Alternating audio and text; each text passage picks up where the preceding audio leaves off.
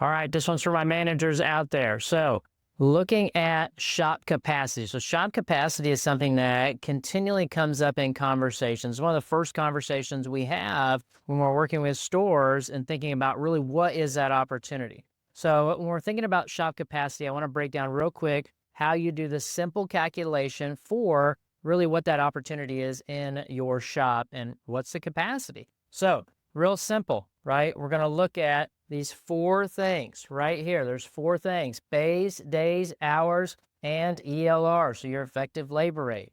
So let's kind of break down an example so you have an idea of what I'm talking about. So let's look at bays. So let's say in this shop, we have a total of 35 bays. So our shop has 35 bays. Well, we work on average, let's just say it's 24 days. So we work 24 days in this month.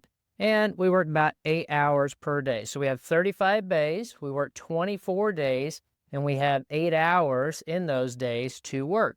Now, our overall effective labor rate, let's just say, is $160. Now, remember, this is customer pay, warranty, internal, overall. This is everything. It's going to be $160. Now, one thing to point out in bays, remember, this is all of your bays, including your alignment rack as well. So count all your bays. Sometimes we don't like to count all those bays that don't necessarily have a two-post lift in them.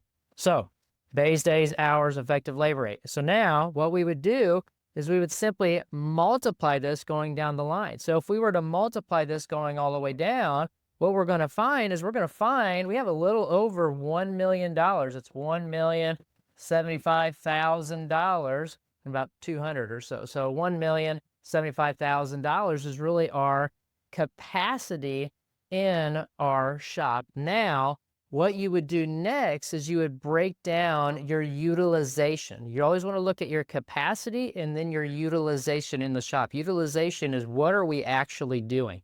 Now we know the opportunity, we know the capacity, but what are we actually doing? So typically we would take 6 months as an average of labor sales. And what you would do is you would take this total capacity of labor sales and you would divide that by whatever you're currently doing. And that's going to give you your percentage of utilization in your shop.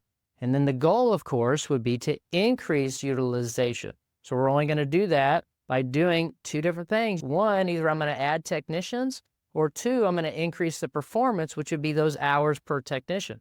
Because remember, it's not about increasing any of these over here because that's going to increase my capacity. So we have to look at those two things, which is really technicians and those hours those technicians are producing.